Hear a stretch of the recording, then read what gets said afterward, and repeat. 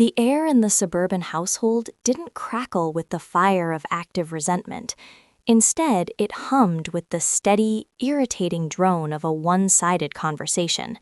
It was the sound of a marriage being slowly bled dry by the relentless chime of notifications and the rhythmic cadence of neighborhood gossip. For Julian, the silence of his own home had become a crowded place, occupied by the disembodied voices of sisters-in-law, distant cousins, and high school friends who seemed to possess a permanent residency in his wife's ear.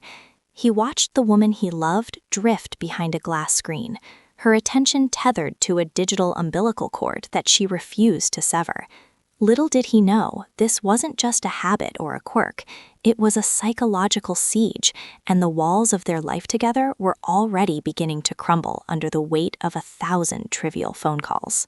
Beatrice had always been a woman of words, a social butterfly who thrived on the nectar of local news and family updates. In the early years, Julian found it charming, a sign of her vibrant connection to the world.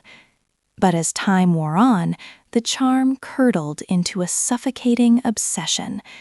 The phone was no longer a tool, it was an appendage.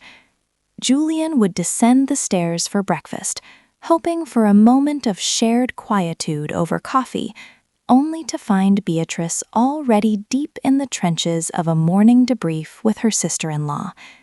She would offer him a distracted wave, her eyes glazed with the intensity of someone discussing a grocery store scandal, as if it were a matter of national security.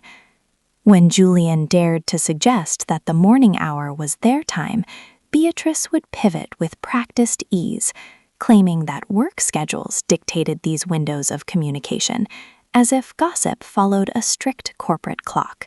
The irony was a jagged pill for Julian to swallow, particularly during the evening hours.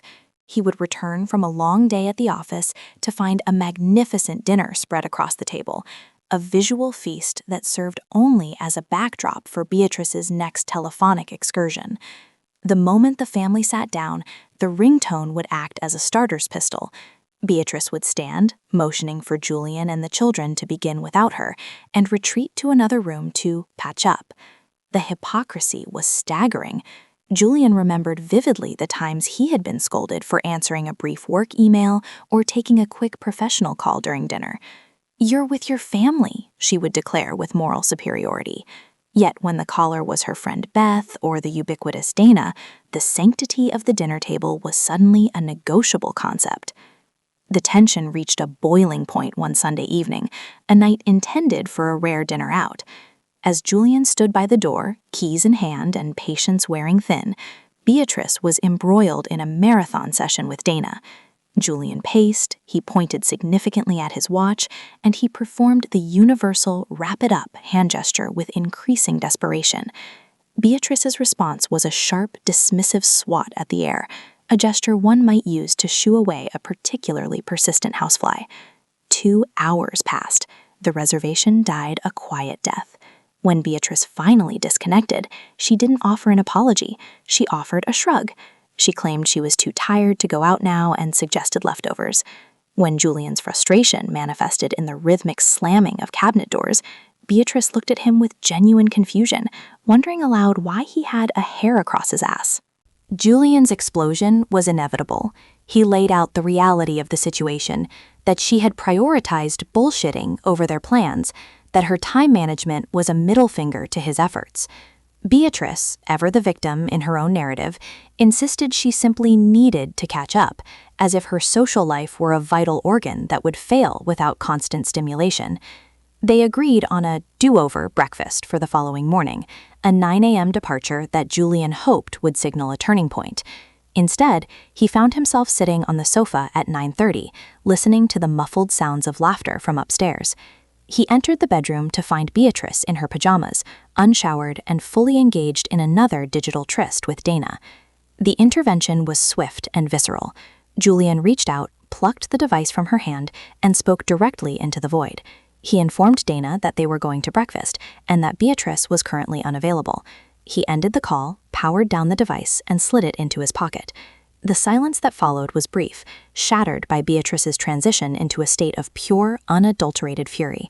She screamed of manipulation and control, her voice echoing through the halls of a house that felt more like a battlefield every day. Julian stood his ground, cold and resolute. He told her that if she had to be manipulated into spending time with her own husband and children, then the marriage was already a ghost. They existed in a frigid impasse for days. Beatrice refused to speak unless her property was returned and an apology was issued. Julian, seeing the situation with a newfound, terrifying clarity, realized that Beatrice's addiction wasn't just to the phone, it was to the escape it provided from the reality of her own family. He eventually returned the device, not as a white flag, but as a test. He told her plainly that every time she picked up that phone during family time, she was making a conscious choice to be elsewhere. Beatrice snatched it back with the spite of a teenager, asserting her right to do as she pleased. The decay continued for another year, a slow-motion car crash that reached its grisly conclusion at their daughter's 8th grade graduation. The ceremony was a milestone, a moment of transition that required presence and pride. When the phone rang in the middle of the auditorium, Julian felt a cold dread settle in his chest. He whispered a plea for her to turn it off, but Beatrice was already gone. She didn't just silence the call, she stood up and walked out. She was absent when her daughter's name was called, absent when the girl walked across the stage, and absent for the cheers of the crowd. They found her outside, leaning against the brickwork of the school, laughing into the receiver. When she saw her family, she hung up and performed the role of the doting mother, showering her daughter with empty praise. But the lie followed quickly. She claimed an important call had forced her away, a fabrication that Julian watched his daughter process with a heartbreaking flicker of realization. That was the moment Julian stopped being a husband and started being a strategist. He didn't argue that night. He didn't huff or slam cabinets. He simply told her she had made her choice clear. The divorce proceedings were handled with a clinical efficiency that Beatrice seemed unable to comprehend. She was served at home, reacting with the same persecution complex she had utilized for years. She assumed she could dictate the terms, ordering Julian to leave the house he paid for. Julian refused. He had been the primary caregiver, the stable orbit around which the children spun, while their mother was lost in the digital ether. He moved to buy out her interest in the home, a process she navigated with a baffling lack of foresight. Despite being urged by Julian's attorney to seek her own counsel, Beatrice, perhaps distracted by a ringing phone, signed away her rights in a flurry of documents, including a quitclaim deed.